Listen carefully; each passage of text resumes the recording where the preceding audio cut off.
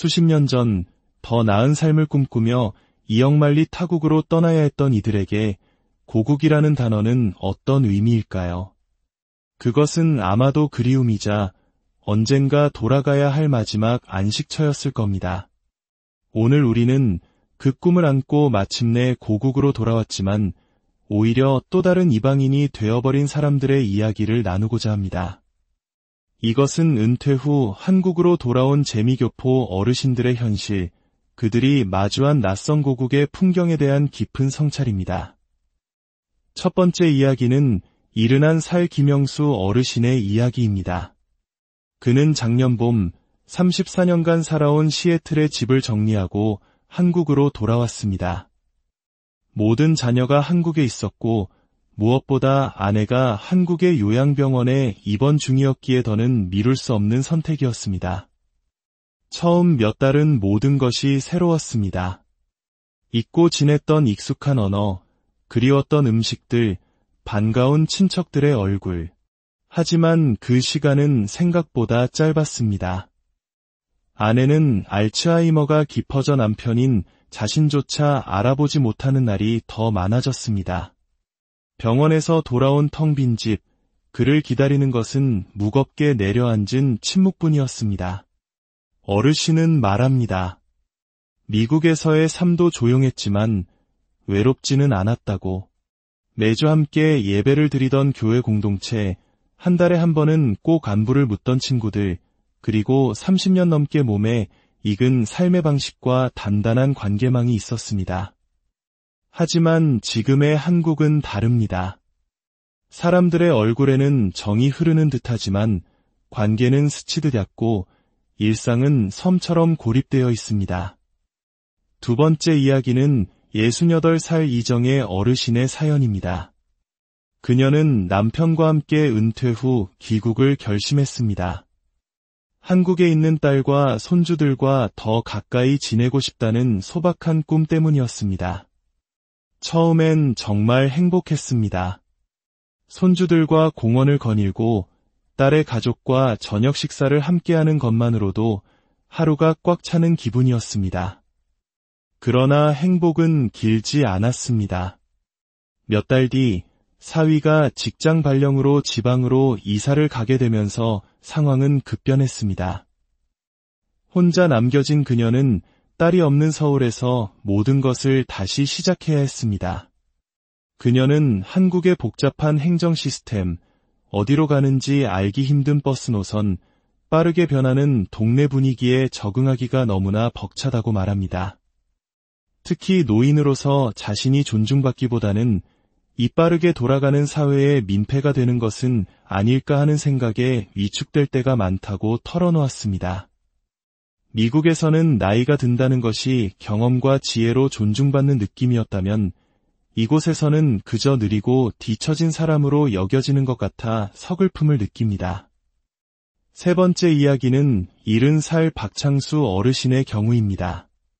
미국에서 성공적으로 사업을 하다 은퇴한 후 한국에 사는 여동생의 권유로 귀국을 결심했습니다.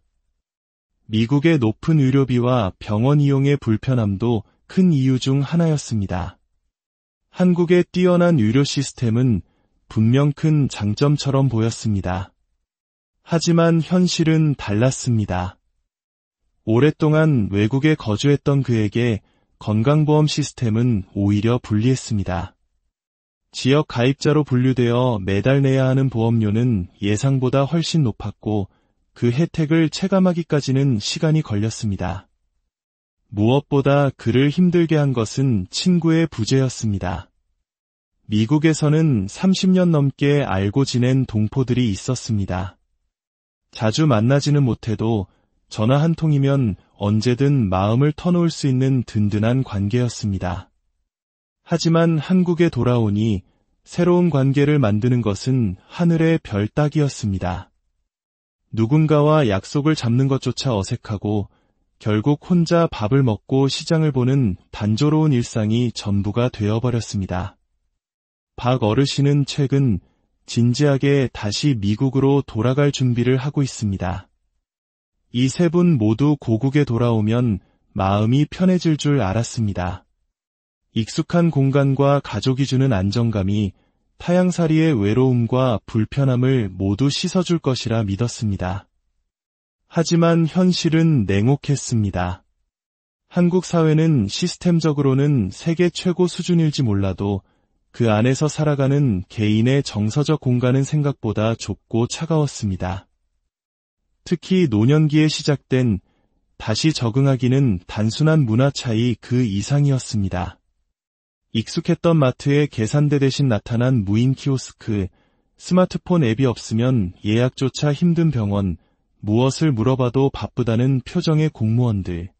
일상의 모든 것이 낯설고 차가운 장벽처럼 다가왔습니다. 그렇다면 이들은 왜 다시 미국행을 고민하게 되었을까요? 단순히 경제적인 이유만은 아닙니다. 물론 미국의 물가는 높습니다.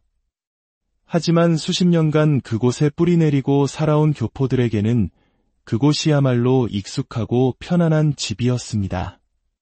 늘 가던 약국, 친숙한 식료품점, 서로의 사생활을 깊이 묻지 않는 이웃과의 적당한 거리감, 그리고 무엇보다 존중받는 노년이라는 느낌이 있었다고 그들은 회고합니다. 전문가들은 이러한 현상을 단순히 개인의 감정 문제로 치부해서는 안 된다고 말합니다. 한국의 발달된 복지 시스템 이면에는 오랜 이민 생활로 형성된 개인주의적이고 독립적인 삶의 방식과 한국 특유의 공동체 중심적이고 밀접한 관계 문화 사이의 충돌이 존재합니다. 그들은 고국으로 돌아왔지만 사실상 문화적 재이민을 겪고 있는 셈입니다. 그렇다면 이 딜레마의 해법은 무엇일까요? 어쩌면 정답은 기대치의 조정에 있을지도 모릅니다. 한국에서 새롭게 뿌리를 내리기 위해서는 미국에서의 삶의 방식을 그대로 가져올 수 없다는 현실을 인정하고 새로운 방식으로 관계를 형성해 나가려는 노력이 필요합니다. 지역 노인복지관이나 주민센터의 문화 프로그램에 참여하거나 자원봉사 활동을 통해 사회와 새로운 연결고리를 만드는 것이 좋은 방법이 될 수 있습니다. 또한 다시 미국으로 돌아가는 것을 실패나 도피로 여길 필요는 없습니다. 그것은 자신의 남은 생을 어디서 가장 나답게 보낼 것인가에 대한 진지한 고민 끝에 내린 전략적 선택일 수 있습니다. 귀국 후 1년, 많은 분들이 이 시점에서 깊은 고민에 빠집니다. 한국에 완전히 정착할 것인가, 아니면 다시 돌아갈 것인가? 이 질문은 주거, 건강, 인간관계, 정서적 안정성 등 삶의 모든 것이 걸린 중대한 선택입니다. 이 선택의 과정에서 가장 중요한 것은 후회하지 않도록 스스로에게 솔직해지는 것입니다. 첫째, 심리적 낯설음은 당연한 현상임을 받아들여야 합니다. 이것은 문화 충격의 자연스러운 과정이며 적응에는 최소 1년 이상의 시간이 필요합니다. 결코 나의 실패가 아닙니다. 둘째, 혼자 있지 마십시오. 관계의 공백은 고립감을 키웁니다.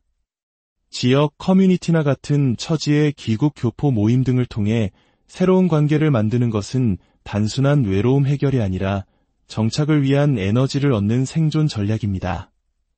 셋째, 경제적 현실을 냉정하게 직시해야 합니다. 한국이 더 저렴할 것이라는 막연한 기대 대신 건강보험료, 생활비 등을 포함한 구체적인 재정 계획을 세워야 합니다. 경제적 안정이 곧 심리적 안정으로 이어집니다. 마지막으로 어떤 선택을 하든 그것이 최선임을 믿으십시오. 다시 미국으로 돌아가는 길을 택하더라도 그것은 도망이 아니라 나의 행복을 위한 용기 있는 결정일 수 있습니다. 결국 어디에 살든 가장 중요한 것은 자신만의 일상과 관계, 그리고 삶의 의미를 회복하는 일입니다. 나는 남은 인생을 어떤 모습으로 살아가고 싶은가? 이 근본적인 질문에 대한 답을 찾는 여정, 그 여정이야말로 한국이든 미국이든 우리 삶을 가장 의미 있게 만드는 진정한 귀향이 될 것입니다. 혹시 주변에 비슷한 고민을 하고 계신 분이 있다면 이 이야기를 공유해 주세요.